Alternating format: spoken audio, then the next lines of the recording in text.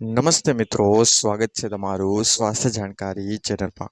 મિત્રો, શું તમે ક્યારે વિચાર્યું છે કે કેટલાક લોકો જીવનમાં બધું સારું હોવા છતાં પણ લગ્નમાં વારંવાર વિઘ્નો કેમ આવે છે?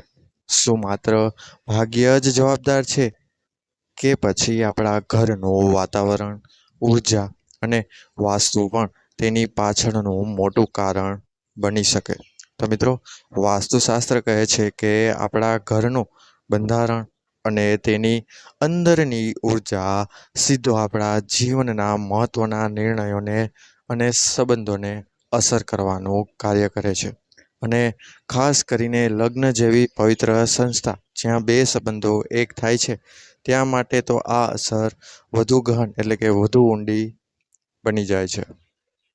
મિત્રો, ઘણીવાર લોકો યોગ્ય પાર્ટનર મળ્યા પછી પણ વાત આગળ વધારી શકતા નથી. જેમાં કાં તો સગાઈ તૂટી જાય છે અથવા તો વર્ષો સુધી કોઈ યોગ્ય સંબંધ જ મળતો નથી અને અંતે લગ્ન કરવાની ઉંમર નીકળી જાય છે. આ બધું ક્યારેક વાસ્તુ દોષના કારણે પણ બની શકે છે. હવે આવો આપણે વાસ્તુશાસ્ત્ર અનુસાર લગ્ન ન થવાના મુખ્ય 5 કારણોને એક સાથે સમજીએ. તો મિત્રો, વિડીયોને અંત સુધી અવશ્ય નિહાળજો અને અંતમાં અમે ઉપાય પણ જણાવશી આ બધી વસ્તુઓના.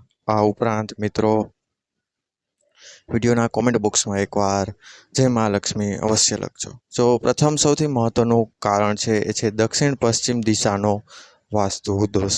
મિત્રો, વાસ્તુશાસ્ત્રમાં આ દિશા સંબંધોની સ્થિરતા અને જીવનસાથી સાથેના બંધન માટે અત્યંત મહત્વપૂર્ણ માનવામાં આવે છે. જો આ દિશામાં ખાલી જગ્યા હોય, ટોયલેટ હોય અથવા ભારે નકારાત્મક ઉર્જા હોય તો વ્યક્તિના જીવનમાં સ્થિર સંબંધો આવતા અટકી જાય છે, જેના લીધે પરિણામે લગ્નમાં વિલંબ અથવા તો નિષ્ફળતા જોવા મળી શકે છે.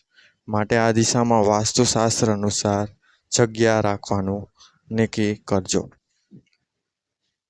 બીજું કારણ છે મિત્રો, બેડરૂમની ખોટી દિશા. ખાસ કરીને જે વ્યક્તિના લગ્નમાં વિઘ્ન આવે છે તે જો ઉત્તર પૂર્વ દિશામાં સૂવે છે તો તે આધ્યાત્મિક વૃદ્ધિ માટે ખૂબ સારું છે, ભગવાનની ભક્તિ માટે તો ખૂબ સારું છે, પરંતુ લગ્ન માટે યોગ્ય નથી. કારણ કે મિત્રો, આ દિશા મનને શાંત અને વિમુખ બનાવે છે, જેના કારણે લગ્ન પ્રત્યે રસ ઓછો થાય છે અથવા યોગ્ય નિર્ણય લેવામાં વિલંબ થવા લાગે છે. માટે જો તમે લગ્ન જીવન ગૃહસ્થી વિચારવાનું કરી રહ્યા છો તો આ દિશામાં સૂશો નહીં. ત્રીજું મોટું કારણ છે મિત્રો, ઘરમાં તૂટેલા અથવા બંધ ઘડિયાળ, અરીસાઓ અથવા તૂટેલી વસ્તુઓ રાખવી. મિત્રો, વાસ્તુશાસ્ત્ર અનુસાર આવી વસ્તુઓ નકારાત્મક ઉર્જા ઉત્પન્ન કરે છે અને જીવનમાં અટકાવ લાવી શકે છે. ખાસ કરીને જો અરીસા બેડ સામે હોય તો તે સંબંધોમાં તણાવ અને ગેરસમજ ઊભી કરી શકે છે, જે ખાસ કરીને તમારી લગ્નની પ્રક્રિયાને અસર કરી શકે છે. હવે મિત્રો, ચોથું કારણ છે જે ખાસ કરીને મહિલાઓને લાગુ પડે છે તો એ છે મિત્રો, રસોડું અને અગ્નિકોણ દિશાનો દોષ. આ દિશા અગ્નિ તત્વનું પ્રતિનિધિત્વ કરે છે. તે જીવનમાં ઉર્જા, ઉત્સાહ અને સંબંધોની ગરમી જાળવી રાખે છે. જો મિત્રો રસોડું ખોટી દિશામાં હોય અથવા રસોડામાં ખાસ કરીને મહિલાઓ ગંદકી રાખતી હોય, સમયસર સફાઈ ના કરતી હોય અથવા અવ્યવસ્થા હોય તો વ્યક્તિના જીવનમાં ઉર્જાનો અભાવ ચોક્કસપણે થાય છે અને લગ્ન માટે યોગ્ય પરિસ્થિતિઓ સર્જાતી નથી, જેના લીધે લગ્નમાં વિલંબ આવી શકે છે. મિત્રો, પાંચમું છેલ્લું અને ખૂબ મહત્વપૂર્ણ કારણ છે એ છે મુખ્ય દરવાજાની ખોટી સ્થિતિ અથવા તેની સામેના અવરોધો. મિત્રો, વાસ્તુશાસ્ત્રમાં આપણા ઘરના મુખ્ય પ્રવેશદ્વાર, જ્યાંથી આપણે ઘરમાં પ્રવેશ કરીએ છીએ, તેને ઉર્જાનો પ્રવેશ બિંદુ માનવામાં આવે છે.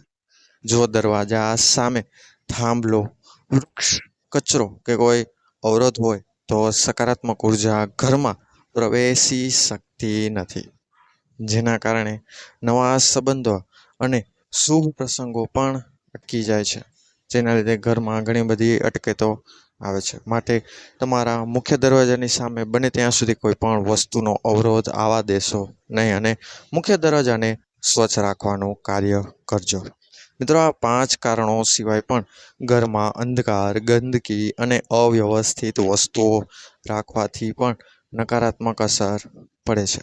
પરંતુ ઉપર જણાવેલા કારણો ખાસ કરીને લગ્નમાં વિઘ્ન માટેના જવાબદાર કારણો માનવામાં આવે છે. મિત્રો, જો કોઈ વ્યક્તિ પોતાના જીવનમાં વારંવાર લગ્ન સંબંધિત સમસ્યાઓનો સામનો કરી રહ્યો છે, તો તેને માત્ર ભાગ્યને દોષ આપવાની જરૂર નથી. તેના બદલે તેણે પોતાના ઘરમાં ઘણા બધા સુધારાઓ પણ કરાવવા જોઈએ અને વાસ્તુ પણ તપાસવાવું જોઈએ અને જરૂરી સુધારાઓ પણ કરવા જોઈએ. કારણ કે મિત્રો, ઘણીવાર નાનકડા બદલાવોથી પણ જીવનમાં મોટો ફેરફાર આવી શકે છે અને બંધ થયેલા રસ્તા ફરીથી ખુલવા લાગે છે. એટલે કે મિત્રો, ટૂંકમાં કહીએ તો વાસ્તુ માત્ર ઈંટ અને પથ્થરનું વિજ્ઞાન નથી, પરંતુ તે આપણા જીવનની ઉર્જાને સંતુલિત કરીને મનુષ્યના જીવનને સુખી અને સમૃદ્ધ જીવન તરફ દોરી જવાનું એક શક્તિશાળી સાધન પણ છે. તો મિત્રો, જો આ વિડીયો પસંદ આવ્યો હોય તો વિડીયોને લાઈક કરજો અને આ વિડીયો એ લોકોને અવશ્ય શેર કરજો જે લોકોના લગ્નમાં ખૂબ જ તકલીફો આવી રહી છે. તો આશા રાખું છું કે વિડીયો પસંદ આવ્યો હોય. વિડીયોને લાઈક કરો, ચેનલને સબસ્ક્રાઈબ કરો અને ફરી આપણે મળીશું આવા જ નવા ઇન્ટરેસ્ટિંગ ટોપિક સાથે જે મનુષ્યના જીવનને લગતો જ હશે. તો બધાને ત્યાં સુધી મારા હર હર મહાદેવ, જય માં ભૂત ભવાની, જય શ્રી રાધે કૃષ્ણ. અસ્તુ. ધન્યવાદ.